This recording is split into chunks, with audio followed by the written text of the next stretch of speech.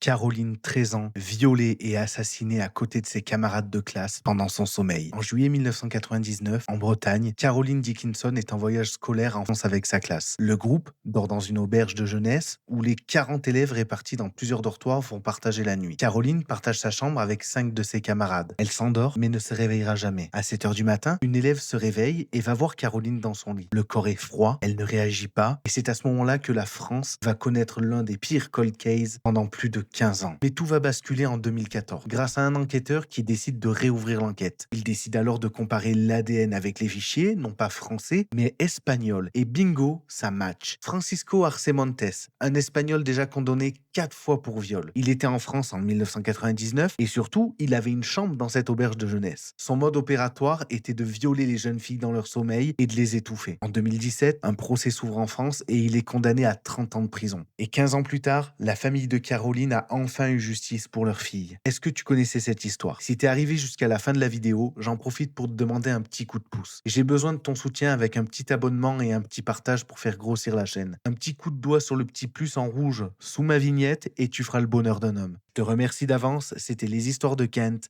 Ciao.